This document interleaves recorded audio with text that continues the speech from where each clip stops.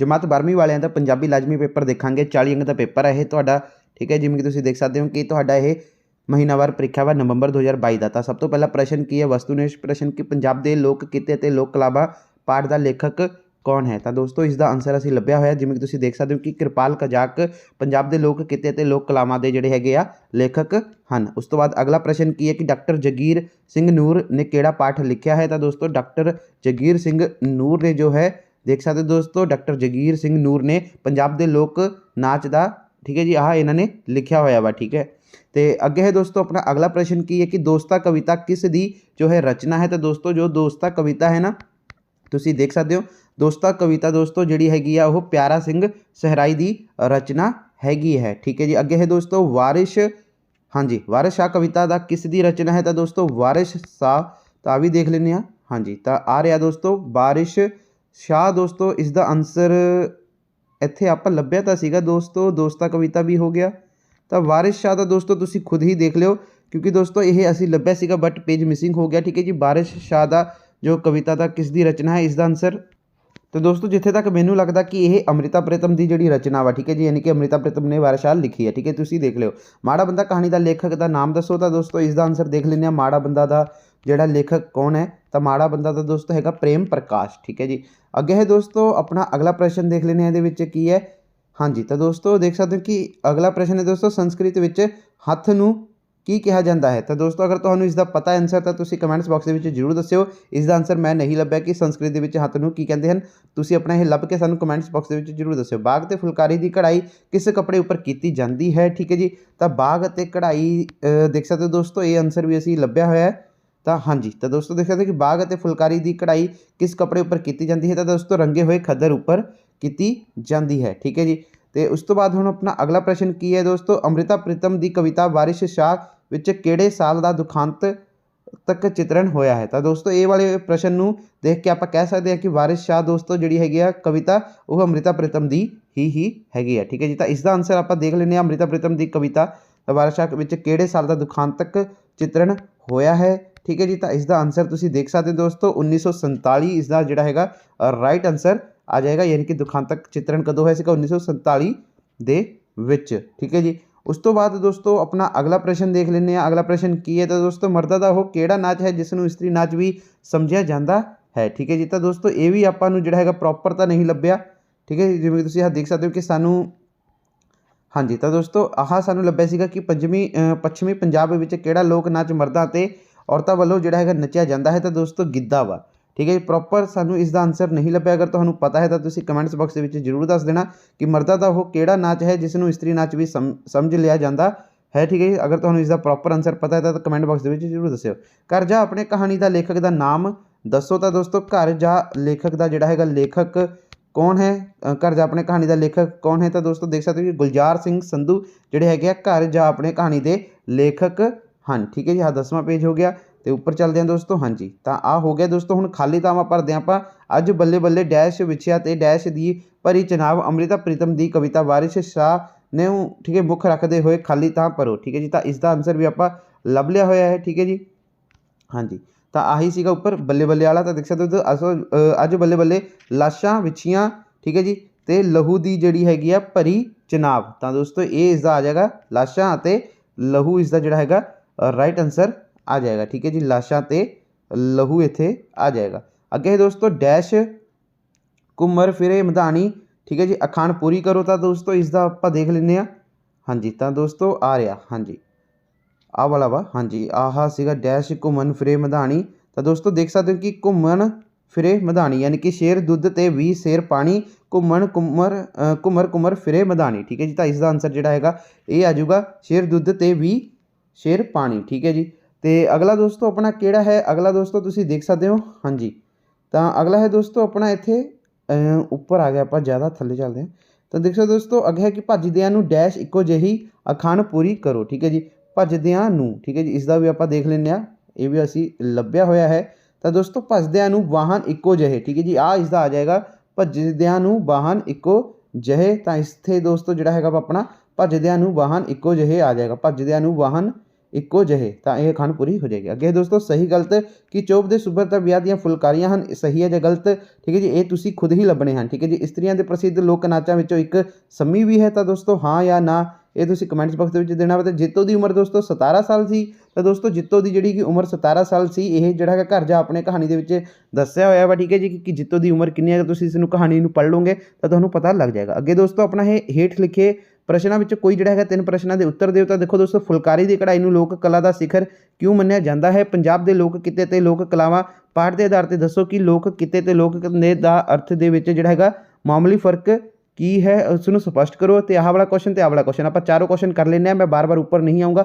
ਆਹ 4 ਕੁਐਸਚਨ ਆਪਾਂ ਸਿੱਧਾ ਥੱਲੇ ਚੱਲਦੇ ਹਾਂ ਤੇ 4 ਥੱਲੇ ਹੀ ਸਿੱਧਾ ਕਰ ਲਾਂਗੇ। ਠੀਕ ਹੈ, ਬਾਰ-ਬਾਰ ਉੱਪਰ ਨਹੀਂ ਆਵਾਂਗੇ, ਟਾਈਮ ਵੀ ਵੇਸਟ ਐਵੇਂ ਹੋ ਰਿਹਾ ਵਾ। ਤਾਂ ਦੋਸਤੋ ਦੇਖੋ, ਸਭ ਤੋਂ ਪਹਿਲਾਂ ਆਪਣਾ ਇਹ ਸੀਗਾ ਕਿ ਫੁਲਕਾਰੀ ਦੀ ਕਢਾਈ ਤੇ ਹੁਨਰ ਨੂੰ ਲੋਕ ਕਲਾਵਾਂ ਦਾ ਸਿਖਰ ਕਿਉਂ ਮੰਨਿਆ ਜਾਂਦਾ? ਦੋਸਤੋ ਫੁਲਕਾਰੀ ਦੀ ਕਢਾਈ ਦੇ ਹੁਨਰ ਨੂੰ ਲੋਕ ਕਲਾ ਦਾ ਸਿਖਰ ਇਸ ਲਈ ਜਿਹੜਾ ਹੈਗਾ ਮੰਨਿਆ ਜਾਂਦਾ ਹੈ ਕਿਉਂਕਿ ਫੁਲਕਾਰੀ ਦੇ ਜਿਹੜੇ ਹੈਗੇ ਦੋਸਤੋ ਕਈ ਨਮੂਨੇ ਪ੍ਰਚਲਿਤ ਹਨ, ਜਿਸ ਵਿੱਚ ਲੋਕ ਕਲਾ ਦੇ ਕਈ ਰੂਪ ਦੇਖੇ ਜਾ ਸਕਦੇ ਹਨ। ਇਹਨਾਂ ਵਿੱਚੋਂ ਬਾਗ, ਚੋਪ, ਸੁੱਬਰ ਜਿਹੜਾ ਹੈਗਾ ਦੋਸਤੋ ਆਪਣਾ ਤਿਲਪੱਤਰਾ ਅਤੇ ਨੀਲਕ ਆਦਿ ਪ੍ਰਸਿੱਧ ਹਨ। ਠੀਕ ਹੈ ਜੀ। ਅੱਗੇ ਹੈ ਆਪਣਾ ਪ੍ਰਸ਼ਨ ਕਿ ਪੰਜਾਬ ਦੇ ਲੋਕ ਕਿੱਤੇ ਤੇ ਲੋਕ ਕਲਾਵਾਂ, ਪਾਠ ਦੇ ਆਧਾਰ ਤੇ ਦੋਸਤੋ ਦੱਸੋ ਕਿ ਲੋਕ ਕਿੱਤਾ ਤੇ ਲੋਕ ਧੰਦਾ ਦੇ ਅਰਥਾਂ ਵਿੱਚ ਮਾਮੂਲੀ ਫਰਕ ਕੀ ਹੈ, ਸਪਸ਼ਟ ਕਰੋ। ਲੇਖ ਦੇ ਅਨੁਸਾਰ ਦੋਸਤੋ, ਠੀਕ ਹੈ, ਲੇਖਕ ਦੇ ਅਨੁਸਾਰ ਦੋਸਤੋ ਲੋਕ ਕਿੱਤਾ ਤੇ ਲੋਕ ਧੰਦਾ ਸ਼ਬਦਾਂ ਦੇ ਅਰਥ ਵਿੱਚ ਮਾਮੂਲੀ ਫਰਕ ਹੈ। ਧੰਦਾ ਅਜਿਹੇ ਕਿੱਤੇ ਨੂੰ ਕਿਹਾ ਜਾਂਦਾ ਹੈ ਜਿਸ ਤੋਂ ਦੋਸਤੋ ਧਨ ਪ੍ਰਾਪਤ ਹੋਵੇ। ਧੰਦੇ ਵਿੱਚ ਦੋਸਤੋ ਕਿਰਤ ਕਰਨਾ ਦਾ ਦੋਸਤੋ ਜਿਹੜਾ ਹੈਗਾ ਨਿਰਮਾਣ ਜ਼ਰੂਰੀ ਨਹੀਂ, ਜਿਵੇਂ ਕਿ ਵਪਾਰ, ਸਾਹੂਕਾਰੀ ਦੇ ਦਲਾਲੀ। ਠੀਕ ਹੈ, ਧੰਦੇ ਨੂੰ ਦੋਸਤੋ ਕਿੱਤੇ ਦੇ ਮੁਕਾਬਲੇ ਦੇ ਕੁਝ ਘੱਟ ਸਤਿਕਾਰ ਨਾਲ ਦੇਖਿਆ ਜਾ ਰਿਹਾ ਹੈ। ਇਸ ਦੀ ਪੁਸ਼ਟੀ ਧੰਦ ਪਿੱਟਣ ਦੇ ਮੁਹਾਵਰੇ ਤੋਂ ਵੀ ਹੁੰਦੀ ਹੈ, ਜਿਸ ਦਾ ਅਰਥ ਹੈ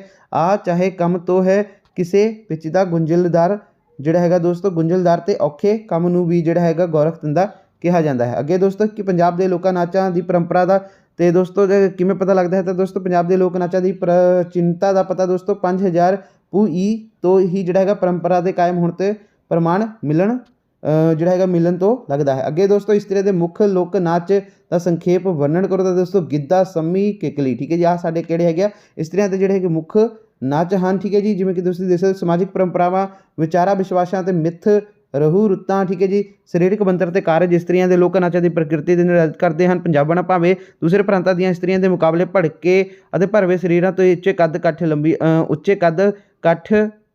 ਕੱਠ ਵਾਲੀਆਂ ਹਨ, ਤਾਂ ਵੀ ਜਿਹੜਾ ਹੈਗਾ ਦੋਸਤੋ ਕੀ ਹੈ ਇਹਨਾਂ ਦੇ ਨਾਚ ਕੋਮਲਤਾ, ਸੁਹਜ, ਸਾਦਗੀ, ਰਵਾਨਗੀ ਤੇ ਦੋਸਤੋ ਲਚਕ ਨਾਲ ਭਰਪੂਰ ਹਨ। ਕੋਈ ਵੀ ਮੰਗਲ ਕਾਰਜ ਇਸਤਰੀਆਂ ਤੇ ਲੋਕ ਨਾਚ ਤੋਂ ਸਖਣਾ ਨਹੀਂ ਰਹਿੰਦਾ। ਠੀਕ ਹੈ ਜੀ, ਲੋਕ ਨਾਚ ਤੇ ਸਧਾਰਨ ਲੋਕ ਸਾਜ਼ਾਂ, ਪਹਿਰਾਵੇ ਤੇ ਬਹੁਪੱਖੀ ਲੋਕ ਗੀਤਾਂ ਰਾਹੀਂ ਦੋਸਤੋ ਇਹਨਾਂ ਕਿਸੇ ਜਿਹੜੇ ਹੈਗੇ ਆ ਘੜੀ ਨਿਯਮਾਂ ਵਾਲੀ ਤੋਂ ਕਿਸੇ ਵੀ ਸਰਬ ਸਾਂਝੀ ਥਾਂ ਤੇ ਪੇਸ਼ ਕੀਤੇ ਜਾਂਦੇ ਹਨ। ਪੰਜਾਬ ਦੀਆਂ ਇਸਤਰੀਆਂ ਦੇ ਪ੍ਰਸਿੱਧ ਲੋਕ ਨਾਚ ਜਿਹੜਾ ਅੱਗੇ ਲਿਖਿਆ ਹੈ ਗਿੱਧਾ ਦੋਸਤੋ, ਸੰਮੀ ਤੇ ਕਿੱਕਲੀ ਹਨ। ਠੀਕ ਹੈ, ਤੇ ਗਿੱਧਾ ਪੰਜਾਬ ਦੀਆਂ ਦੋਸਤੋ ਇਸਤਰੀਆਂ ਦੇ ਚਾਵਾਂ ਤੇ ਉਮੰਗਾਂ ਬਲਬਲੀਆਂ ਤੇ ਉਲਸ ਭਾਵਾਂ ਨੂੰ ਦੋਸਤੋ ਪ੍ਰਗਟ ਕਰਨ ਵਾਲਾ ਲੋਕ ਨਾਚ ਹੈ। ਠੀਕ ਹੈ ਜੀ, ਤੇ ਅੱਗੇ ਦੋਸਤੋ ਆਪਣਾ ਮਾੜਾ ਬੰਦਾ, ਜਿਵੇਂ ਕਿ ਤੁਸੀਂ ਦੇਖ ਸਕਦੇ ਹੋ ਕਿ ਮਾੜਾ ਬੰਦਾ, ਇਹ ਆਪਣੇ ਦੋਸਤੋ 4 ਪ੍ਰਸ਼ਨ ਹੋ ਗਏ ਹਨ। ਠੀਕ ਹੈ ਜੀ, ਤੇ ਅੱਗੇ ਦੋਸਤੋ ਕਿਸੇ ਇੱਕ ਕਹਾਣੀ ਦਾ ਸਾਰ ਲਿਖੋ। ਮਾੜਾ ਬੰਦਾ, ਘਰ ਜਾ ਆਪਣੇ, ਤੇ ਉਸ ਤੋਂ ਬਾਅਦ ਦੋਸਤੋ ਆਪਣਾ ਹੈਗਾ ਕਵਿਤਾ ਦਾ ਕੇਂਦਰੀ ਭਾਵ ਆ। ਠੀਕ ਹੈ ਜੀ, ਵਾਰਿਸ ਸ਼ਾਹ ਤੇ ਮੇਰਾ ਬਚਪਨ। ਤਾਂ ਇਹ ਕਹਾਣੀ ਦਾ ਸਾਰ ਕਰਨ ਤੋਂ ਪਹਿਲਾਂ ਦੋਸਤੋ ਆਪਾਂ ਕੇਂਦਰੀ ਭਾਵ ਕਰ ਲੈਂਦੇ ਹਾਂ, ਵਾਰਿਸ ਸ਼ਾਹ ਤੇ ਆਪਣਾ ਮੇਰਾ ਬਚਪਨ। ਠੀਕ ਹੈ ਜੀ, ਵਾਰਿਸ ਸ਼ਾਹ ਦੇਖ ਲੈਂਦੇ ਸਭ ਤੋਂ ਪਹਿਲਾਂ ਦੋਸਤੋ। ਵਾਰਿਸ ਸ਼ਾਹ ਕਵਿਤਾ ਜਿਹੜੀ ਹੈਗੀ ਉਹ ਅੰਮ੍ਰਿਤਾ ਪ੍ਰੀਤਮ ਦੀ ਜਿਹੜੀ ਹੈਗੀ ਰਚਨਾ ਹੈ। ਠੀਕ ਹੈ ਜੀ, ਇਸ ਦਾ ਕੇਂਦਰੀ ਭਾਵ ਹੇਠ ਲਿਖੇ ਅਨੁਸਾਰ ਹੈ। 1947 ਦੇ ਫਿਰਕੂ ਫਸਾਦਾਂ ਨੇ ਪੰਜਾਬ ਦੀ ਧਰਤੀ ਦੇ ਦੋਸਤੋ ਚੱਪੇ ਚੱਪੇ ਨੂੰ ਆਪਣੀ ਲਪੇਟ ਵਿੱਚ ਲੈ ਲਿਆ, ਜਿਸ ਕਰਕੇ ਇੱਥੇ ਦੇ ਪ੍ਰੇਮ ਪਿਆਰ ਦੀਆਂ ਗੱਲਾਂ ਜਿਹੜੀਆਂ ਖਤਮ ਹੋ ਗਿਆ, ਪੰਜਾਬੀ ਸੱਭਿਆਚਾਰ ਰੁਲ ਗਿਆ। ਠੀਕ ਹੈ ਜੀ, ਤੇ ਪੰਜਾਬੀ ਨੌਜਵਾਨ ਪ੍ਰੀਤ ਨੂੰ ਭੁੱਲ ਕੇ ਦੋਸਤੋ ਇਸਤਰੀਆਂ ਉੱਤੇ ਜਿਹੜਾ ਹੈਗਾ ਜ਼ੁਲਮ ਢਾਉਣ ਲੱਗਿਆ ਗਿਆ। ਦੋਸਤੋ ਮੇਰਾ ਬਚਪਨ ਤਾਂ ਜਿਹੜਾ ਹੈਗਾ ਪਿਤਾਹੀਨ ਬੱਚਾ ਹੋਰਨਾਂ ਸਾਧਾਰਨ ਬੱਚਿਆਂ ਵਾਂਗ ਆਪਣਾ ਬਚਪਨ ਨਹੀਂ ਭੋਗ ਸਕਦਾ। ਉਹ ਸ਼ਰਮ ਦੀ ਹਯਾ ਵਿੱਚ ਦੋਸਤੋ ਉਸਦੇ ਡੁੱਬੀ ਮਾਂ ਉਸ ਦੇ ਮਾਨਸਿਕ ਤੇ ਸਰੀਰਕ ਵਿਕਾਸ ਵਿੱਚ ਜਿਹੜਾ ਹਿੱਸਾ ਨਹੀਂ ਪਾ ਸਕਦੀ। ਅਜਿਹਾ ਬੱਚਾ ਦੋਸਤੋ ਜਦੋਂ ਵੱਡਾ ਹੁੰਦਾ ਹੈ ਤਾਂ ਉਸ ਨੂੰ ਇਸ ਗੱਲ ਦਾ ਦੁੱਖ ਹੁੰਦਾ ਹੈ ਕਿ ਉਸ ਦੀ ਮਾਸੂਮੀਅਤ ਜਿਹੜੀ ਉਸ ਪਾਸੋਂ ਜਿਹੜੀ ਕਿ ਖੁੱਸ ਗਈ ਹੈ। ਠੀਕ ਹੈ ਜੀ, ਤੇ ਉਸ ਤੋਂ ਬਾਅਦ ਦੋਸਤੋ ਤੁਹਾਡਾ ਇਹ ਹੋ ਗਿਆ, ਤੇ ਉਸ ਤੋਂ ਬਾਅਦ ਹੈ ਆਪਣਾ ਕੀ, ਹਾਂਜੀ, ਤਾਂ ਇਹ ਹੋ ਗਿਆ ਆਪਣਾ, ਇਹ ਰਹਿ ਗਿਆ ਇਸ ਕਹਾਣੀ ਦਾ ਸਾਰ ਲਿਖੋ ਦਾ ਮਾੜਾ ਬੰਦਾ, ਘਰ ਜਾ ਆਪਣੇ। ਠੀਕ ਹੈ ਜੀ, ਤਾਂ ਇਹ ਵੀ ਦੇਖ ਲੈਂਦੇ ਹਾਂ ਆਪਾਂ, ਮਾੜਾ ਬੰਦਾ ਤੇ ਘਰ ਜਾ ਆਪਣੇ। ਤਾਂ ਦੋਸਤੋ ਸਭ ਤੋਂ ਪਹਿਲਾਂ ਹੈ ਤੁਹਾਡਾ ਇੱਥੇ, ਹਾਂਜੀ, ਘਰ ਜਾ ਆਪਣੇ ਨਹੀਂ, ਆਪਾਂ ਮਾੜਾ ਬੰਦਾ ਕਰਦੇ ਹਾਂ ਪਹਿਲਾਂ। ਤੁਸੀਂ ਕਿਉਂ ਮਾੜਾ ਬੰਦੇ ਹੋ ਕਿ ਚੰਗੇ ਬੰਦੇ, ਕਮੈਂਟ ਬਾਕਸ ਦੇ ਵਿੱਚ ਜ਼ਰੂਰ ਦੱਸਿਓ।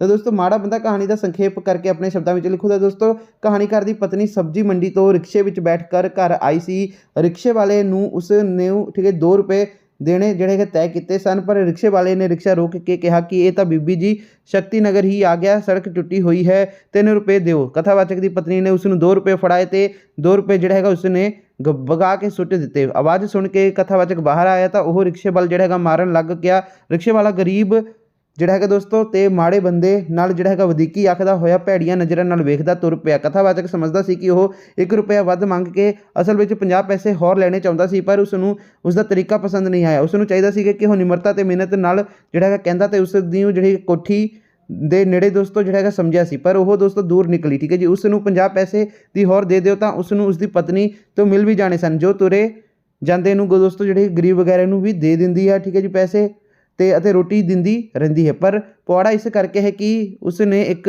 ਰੁਪਏ ਸੁੱਟ ਦਿੱਤੇ ਤੇ ਕਥਾਵਾਚਕ ਉਸ ਨਾਲ ਜਿਹੜਾ ਹੈ ਗਰਮ ਹੋ ਪਿਆ। ਇਸ ਪਿੱਛੇ ਦੋਸਤੋ ਕਥਾਵਾਚਕ ਦੀ ਜਿਹੜੀ ਹੈਗੀ ਪਤਨੀ ਨੇ ਉਸ ਤੋਂ ਜਿਹੜਾ ਹੈਗਾ ਚੋਰੀ ਰਸੋਈ ਵਿੱਚੋਂ ਬਾਹਰ ਨਿਕਲਿਆ ਕਿ ਦੇਖਿਆ ਤੇ ਰਿਕਸ਼ਾ ਵਾਲਾ ਦੋਸਤੋ ਕੋਠੀ ਦੇ ਬਾਹਰ ਹੀ ਖੜਾ ਸੀ। ਪਤਨੀ ਨੇ ਰਸੋਈ ਵਿੱਚ ਜਾ ਕੇ ਚਾਹ ਬਣਾਉਣ ਲੱਗ ਪਈ। ਕਥਾਵਾਚਕ ਆਪਣੀ ਭੂਆ ਦੇ ਪੁੱਤਰ ਨੂੰ ਜਿਹੜਾ ਹੈਗਾ ਦੋਸਤੋ ਜੰਗਲਾਤ ਅਫਸਰ ਸੀਗਾ ਨੂੰ ਫਰਨੀਚਰ ਬਣਵਾ ਕੇ ਭੇਜਣ ਲਈ ਚਿੱਠੀ ਲਿਖਣ ਦਾ ਯਤਨ ਕਰ ਰਿਹਾ ਸੀਗਾ, ਜੋ ਦੋਸਤੋ ਕਈ ਦਿਨਾਂ ਤੋਂ ਅਧੂਰੀ ਪਈ ਸੀ। ਉਹ ਸਾਈਜ਼ ਤੇ ਡਿਜ਼ਾਈਨ ਸੰਬੰਧੀ ਦੋਸਤੋ ਉਲਝੀ ਗਈ ਬਾਰੇ ਸੋਚ ਰਿਹਾ ਸੀਗਾ। ਉਸ ਦੀ ਬੇਚੈਨੀ ਹੋਈ ਪਤਨੀ ਨੇ ਦੱਸਿਆ ਕਿ ਰਿਕਸ਼ੇ ਵਾਲਾ ਕੋਠੀ ਦੇ ਬਾਹਰ ਹੀ ਖੜਾ ਵਾ। ਠੀਕ ਹੈ, ਕਥਾਵਾਚਕ ਚਾਹੁੰਦਾ ਸੀਗਾ ਕਿ ਉਸਦੀ ਪਤਨੀ ਉਸਦਾ ਧਿਆਨ ਹੀ ਨਾ ਕਰੇ, ਪਰ ਚਿੱਠੀ ਉਸ ਤੋਂ ਵੀ ਉਸ ਤੋਂ ਜਿਹੜੀ ਹੈਗੀ ਨਹੀਂ ਲਿਖੀ ਜਾ ਰਹੀ ਸੀਗੀ। ਉਹ ਆਪ ਕਈ ਵਾਰੀ ਦੋਸਤੋ ਬਾਹਰ ਦੇਖ ਚੁੱਕਾ ਸੀ। ਰਿਕਸ਼ੇ ਵਾਲਾ ਆਪਣੇ ਰਿਕਸ਼ੇ ਦੇ ਰੁੱਖ ਪਾਰਕ ਵੱਲ ਕਰਕੇ ਉੱਥੇ ਹੀ ਖੜਾ ਸੀ। ਉਸਨੇ ਇੱਕ ਵਾਰੀ ਉਹਨਾਂ ਨੂੰ ਵੱਲ ਵੀ ਨਹੀਂ ਸੀ ਦੇਖਿਆ। ਠੀਕ ਹੈ, ਉਸ ਤੋਂ ਬਾਅਦ ਦੋਸਤੋ ਕੀ ਲਿਖਿਆ, ਸ਼ਕਲ ਤੋਂ ਉਹ ਦੋਸਤੋ ਕੋਈ ਜਿਹੜਾ ਹੈਗਾ ਜੁਰਮ ਪੇਸ਼ਾ ਬੰਦਾ ਜਿਹੜਾ ਹੈਗਾ ਲੱਗਦਾ ਸੀ। ਠੀਕ ਹੈ ਜੀ, ਅਤੇ ਜਦੋਂ ਉਸ ਨੇ ਆਨੇ ਕੱਢ ਕੇ ਦੋਸਤੋ ਕਥਾਵਾਚਕ ਵੱਲ ਦੇਖਿਆ ਤਾਂ ਉਸਦੀ ਪਤਨੀ ਨੇ ਜਿਹੜੇ ਹੈਗੇ ਦਿੱਤੇ ਰੁਪਏ ਵਗਾ ਕੇ ਮਾਰੇ ਸਨ। ਤਾਂ ਉਹ ਕਥਾਵਾਚਕ ਦਾ ਦਿਲ ਕਰਦਾ ਸੀ ਕਿ ਉਸ ਦਾ ਜਿਹੜਾ ਹੈਗਾ ਵਾਲਾਂ ਤੋਂ ਫੜ ਕੇ ਥੱਲੇ ਸੁੱਟ ਲਵੇ ਅਤੇ ਉਸ ਦੀਆਂ ਜਿਹੜੀ ਹੈਗੀਆਂ ਸੁੱਕੀਆਂ ਬਾਹਾਂ ਮਰੋੜ ਦੇਵੇ, ਪਰ ਉਸ ਦੀ ਜਿਹੜੀ ਹੈਗੀ ਪਤਨੀ ਨੇ ਉਸ ਨੂੰ ਰੋਕ ਦਿੱਤਾ ਸੀ। ਅਤੇ ਨਾਲ ਹੀ ਜਿਹੜਾ ਹੈਗਾ ਕਥਾਵਾਚਕ ਇਹ ਸੋਚ ਕੇ ਚੁੱਪ ਕਰ ਗਿਆ ਸੀ ਕਿ ਕਮੀਨੇ ਨੂੰ ਹੱਥ ਲਾਉਣ ਨਾਲ ਅੱਗੇ ਉਸ ਦੀ ਜਿਹੜੀ ਗਾਲੀ ਗਲੋਚ ਕਰਨ ਨਾਲ ਉਸ ਦੀ ਇੱਜ਼ਤ ਖਰਾਬ ਹੋ ਸਕਦੀ ਹੈ। ਉਂਝ ਕਥਾਵਾਚਕ ਬੇਇਨਸਾਫੀ ਵੀ ਸਹਿ ਨਹੀਂ ਸਕਦਾ ਜਿਹੜੀ ਕਿ ਰਿਕਸ਼ੇ ਵਾਲੇ ਪੈਸੇ ਲੈਣ ਸਮੇਂ ਕਰਦੇ ਰਹਿੰਦੇ ਹਨ। ਅੱਗੇ ਦੋਸਤੋ ਕਥਾਵਾਚਕ ਦੀ ਜਿਹੜੀ ਹੈਗੀ ਪਤਨੀ ਚਾਹ ਦਾ ਕੱਪ ਲੈ ਕੇ ਆਈ ਅਤੇ ਉਸਨੂੰ ਪਤੀ ਦੇ ਕੋਲ ਦੋਸਤੋ ਜਿਹੜਾ ਹੈਗਾ ਆਈ ਤੇ ਬਹਾਨੇ ਨਾਲ ਫਿਰ ਉਸ ਨੂੰ ਦੇਖ ਆਈ। ਉਸਨੇ ਕਥਾਵਾਚਕ ਨੂੰ ਕਿਹਾ ਕਿ ਉਸ ਨੂੰ ਸਾਰੀ ਗੱਲ ਛੱਡ ਕੇ ਦੋਸਤੋ 3 ਰੁਪਏ ਜਿਹੜੇ ਹੈਗੇ ਦੇ ਦੇਣੇ ਚਾਹੀਦੇ ਹਨ, ਪਰ ਕਥਾਵਾਚਕ ਜਿਹੜਾ ਹੈਗਾ ਗੱਲ ਨਾਲ ਸਹਿਮਤ ਨਾ ਹੋਇਆ। ਉਸਦੀ ਪਤਨੀ ਨੇ ਕਹਿ ਰਹੀ ਸੀ ਕਿ ਉਹ ਗਰੀਬ ਹੈ, ਸਾਡੇ ਕੋਲ ਪੈਸੇ ਵੀ ਡਿੱਗ ਪੈਂਦੇ ਹਨ, ਬੱਚੇ ਜਿਹੜਾ ਹੈਗਾ 1-2 ਰੁਪਏ ਹਰ ਰੋਜ਼ ਖਰਚ ਕਰ ਦਿੰਦੇ ਹਨ। ਉਂਝ ਉਸ ਦੀ ਗੱਲ ਕਥਾਵਾਚਕ ਨੂੰ ਠੀਕ ਵੀ ਲੱਗਦੀ ਹੈ, ਪਰ ਜਿਹੜਾ ਹਰ ਰੋਜ਼ 2.5-3 ਰੁਪਏ ਦੀ ਸਿਗਰਟਾਂ ਫੂਕ ਸਕਦਾ ਹੈ ਤਾਂ ਮਹੀਨੇ ਦੀਆਂ 2-3 ਵਾਰੀ ਸਿਨੇਮਾ ਦੇਖਣ ਜਾਂਦਾ ਹੈ। ਫਿਰ ਕਥਾਵਾਚਕ ਜਿਹੜਾ ਹੈਗਾ ਕਥਾਵਾਚਕ ਦੇ ਪੁੱਤਰ ਨੇ ਦੱਸਿਆ ਕਿ ਰਿਕਸ਼ੇ ਵਾਲਾ ਉੱਥੇ ਹੀ ਖੜਾ ਹੈ। ਉਹ ਇੱਕ ਬੰਦੇ ਦੇ ਪੁੱਛਣ 'ਤੇ ਵੀ ਉਸ ਨਾਲ ਕੰਪਨੀ ਬਾਗ ਲੈ ਕੇ ਨਹੀਂ ਗਿਆ। ਇਹ ਸੁਣਨ 'ਤੇ ਕਥਾਵਾਚਕ ਨੇ ਰਿਕਸ਼ੇ ਵਾਲੇ ਦੇ ਰਵੱਈਏ ਉੱਤੇ ਗੁੱਸਾ ਆਇਆ, ਜਿਹੜਾ 1 ਰੁਪਏ ਪਿੱਛੇ ਆਪਣਾ ਜਿਹੜਾ ਹੈਗਾ ਸਮਾਂ ਤੇ ਕਮਾਈ ਬਰਬਾਦ ਕਰ ਰਿਹਾ ਹੈ। ਇਹ ਗੱਲ ਸੋਚਿਆ ਹੀ ਉਸਨੇ ਚਿੱਠੀ ਅਧੂਰੀ ਪਈ ਉਸਨੇ ਰਿਕਸ਼ੇ ਵਾਲੇ ਦੇ ਖੰਭਾ ਜਿਹੜਾ ਹੈਗਾ ਦੋਸਤੋ ਖੁੱਬਾ ਰਹਿਣ ਦਾ ਜਿਹੜਾ ਚਿੰਤਾ ਹੋ ਰਹੀ ਸੀ, ਜੋ ਖੜਾ ਸੀ ਨਾ ਉਸਦੀ ਚਿੰਤਾ ਹੋ ਰਹੀ ਸੀਗੀ ਲੇਖਕ ਨੂੰ, ਪਰ ਉਹ ਆਪਣੀ ਪਤਨੀ ਨੂੰ ਕਹਿ ਰਿਹਾ ਸੀ ਕਿ ਉਹ ਜਿਹੜਾ ਹੈਗਾ ਆਪੇ ਹੀ ਥੱਕ ਹਾਰ ਕੇ ਚਲਾ ਜਾਵੇਗਾ। ਪਤਨੀ ਦੇ ਜਿਹੜਾ ਹੈਗਾ ਦੋਸਤੋ ਕੱਪ ਚੁੱਕ ਕੇ ਰਸੋਈ ਜਾਣ ਮਗਰੋਂ ਦੋਸਤੋ ਕਥਾਵਾਚਕ ਨੇ ਜਿਹੜੀ ਹੈਗੀ ਦੋਸਤੋ ਬਾਰੀ ਵਿੱਚੋਂ ਦੇਖਿਆ ਤਾਂ ਕੋਈ ਹੋਰ ਰਿਕਸ਼ੇ ਵਾਲਾ ਉਸ ਕੋਲ ਖੜਾ ਸੀ। ਉਸ ਨਾਲ ਗੱਲ ਕਰਕੇ ਉਹ ਕਾਹਲੀ ਵਿੱਚ ਅੱਡੇ ਵੱਲ ਚੱਲ ਗਿਆ। ਕਥਾਵਾਚਕ ਇਹ ਸੋਚ ਕੇ ਡਰ ਰਿਹਾ ਸੀ ਕਿਤੇ ਉਹ ਆਪਣੇ ਸਾਥੀਆਂ ਨੂੰ ਬੁਲਾਉਣ ਨਾ ਗਿਆ ਹੋਵੇ, ਪਰ ਬਾਹਰੋਂ ਜ਼ਾਹਰ ਜਿਹੜਾ ਹੈਗਾ ਦੋਸਤੋ ਕਰ ਰਿਹਾ ਸੀ ਕਿ ਉਸ ਨੂੰ ਉਸ ਦਾ ਕੋਈ ਜਿਹੜੀ ਹੈਗੀ ਪਰਵਾਹ ਨਾ ਹੋਵੇ। ਠੀਕ ਹੈ ਜੀ, ਅਤੇ ਅੱਗੇ ਦੋਸਤੋ ਫਿਰ ਇਹਨਾਂ ਨੇ ਲਿਖਿਆ ਕਿ ਪਤਨੀ ਫਿਰ ਆਈ ਅਤੇ ਕਹਿਣ ਲੱਗੀ ਕਿ ਚੰਗਾ ਹੁੰਦਾ ਜੇ ਅਸੀਂ ਉਸ ਰਿਕਸ਼ੇ ਵਾਲੇ ਨੂੰ ਚਾਹ ਦਾ ਕੱਪ ਪਿਲਾ ਦਿੰਦੇ। ਠੀਕ ਹੈ ਜੀ, ਹੁਣ ਡੋਲਣੀ ਪਈ। ਉਹ ਸਮਝੌਤੇ ਦਾ ਕੋਈ ਜਿਹੜਾ ਹੈਗਾ ਰਾਹ ਲੱਭ ਰਹੀ ਸੀ, ਪਰ ਪਤੀ ਕਹਿ ਰਿਹਾ ਸੀ ਕਿ ਜੇਕਰ ਰਾਤ ਹੋਵੇ ਤਾਂ ਮੀਂਹ ਪੈਂਦਾ ਹੋਵੇ ਤਾਂ ਰਿਕਸ਼ੇ ਵਾਲੇ ਨੂੰ 3 ਰੁਪਏ ਹੀ ਦਿੰਦੇ ਹਨ। ਕਥਾਵਾਚਕ ਨੇ ਸਖਤੀ ਨਾਲ ਉਸ ਦੀ ਗੱਲ ਨੂੰ ਕੁੱਟਦਿਆਂ ਕਿਹਾ ਕਿ ਹੁਣ ਕੋਈ ਮੀਂਹ ਨਹੀਂ ਪੈ ਰਿਹਾ ਹੈ। ਇਹ ਗੱਲ ਕਰਦਿਆਂ ਹੀ ਉਸ ਨੂੰ 2-3 ਸਤਰਾਂ ਵਿੱਚ ਲਿਖ ਕੇ ਚਿੱਠੀ ਅਧੂਰੀ ਹੀ ਪੂਰੀ ਕਰ ਦਿੱਤੀ। ਉਸ ਨੇ ਆਪਣੀ ਜਿਹੜੀ ਹੈਗੀ ਪਤਨੀ ਦੀ ਇਸ ਆਦਤ ਤੋਂ ਖਿਝ ਆ ਰਹੀ ਸੀ ਕਿ ਉਹ ਕੋਈ ਵੀ ਮਜ਼ਦੂਰ ਜਦੋਂ ਝਗੜਾ ਕਰ ਬੈਠਦਾ ਹੈ ਤਾਂ ਵੱਧ ਪੈਸੇ ਤੇ ਖਲਾਸੀ ਪਾ ਲਈ ਜਾਵੇ ਤਾਂ ਅੱਡੇ ਉੱਤੇ ਬੈਠ ਕੇ ਮੰਗਤੇ ਦੀ ਇਹ ਗੱਲ ਮੰਨ ਲਓ ਕਿ 5 ਪੈਸੇ ਦਾ ਜਿਹੜਾ ਹੈਗਾ ਪਾਨ ਖਾ ਕੇ ਵੀ ਤੁਸੀਂ ਥੁੱਕ ਦਿੰਦੇ ਹੋ, ਇਸ ਗਰੀਬ ਦੀ ਤਲੀ ਉੱਤੇ ਵੀ ਥੁੱਕ ਦਿਓ। ਕਥਾਵਾਚਕ ਗੁੱਸੇ ਨਾਲ ਉੱਠਿਆ ਤੇ ਰਿਕਸ਼ੇ ਵਾਲੇ ਨੂੰ ਪੁੱਛਣਾ ਚਾਹੁੰਦਾ ਸੀਗਾ ਕਿ ਉਸਨੇ ਦੋਸਤੋ ਜਾਣਾ ਹੈ ਜਾਂ ਨਹੀਂ ਜਾਣਾ ਹੈ। ਉਹ ਪੁਲਿਸ ਕੋਲ ਵਿਰੁੱਧ ਸ਼ਿਕਾਇਤ ਕਰੇਗਾ, ਪੁਲਿਸ ਕੋਲ ਨਾ ਸ਼ਿਕਾਇਤ ਕਰੂਗਾ ਜੇ ਨਹੀਂ ਜਾਏਗਾ ਤੂੰ।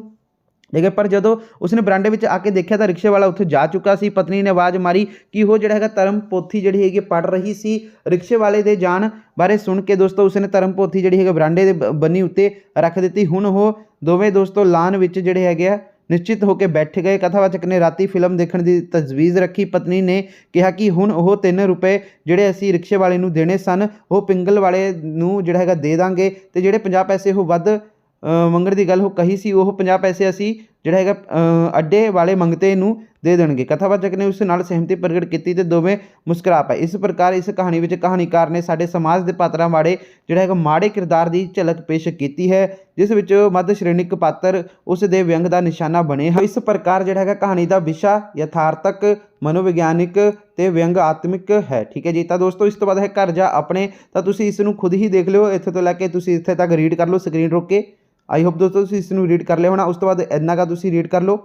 ਠੀਕ ਹੈ ਜੀ। ਤਾਂ ਇਸ ਨੂੰ ਰੀਡ ਕਰਨ ਤੋਂ ਬਾਅਦ ਤੁਸੀਂ ਫਿਰ ਇੱਥੇ ਆ ਜਾਓ। ਹਾਂਜੀ, ਫਿਰ ਇੱਥੋਂ ਤੋਂ ਲੈ ਕੇ ਇੱਥੇ ਤੱਕ ਰੀਡ ਕਰ ਲਓ, ਚੰਗੀ ਤਰ੍ਹਾਂ ਰੀਡ ਕਰ ਲਓ। ਤੁਸੀਂ ਇੱਕ ਵਾਰ ਰੀਡ ਕਰੋਗੇ ਤੁਹਾਨੂੰ ਪਤਾ ਲੱਗ ਜਾਏਗਾ। ਠੀਕ ਹੈ ਜੀ। ਤਾਂ ਤੁਸੀਂ ਇੱਥੇ ਤੱਕ ਲੈ ਕੇ ਹੁਣ ਇੱਥੇ ਤੱਕ ਰੀਡ ਕਰ ਲਓ। ਠੀਕ ਹੈ ਦੋਸਤੋ, ਮੈਂ ਸਕਰੀਨ ਰੋਕ ਹੀ ਰਿਹਾ ਵਾਂ, ਤੁਸੀਂ ਇਸ ਨੂੰ ਹੁਣ ਇੱਥੇ ਤੋਂ ਲੈ ਕੇ ਇੱਥੇ ਤੱਕ ਰੀਡ ਕਰ ਲਓ।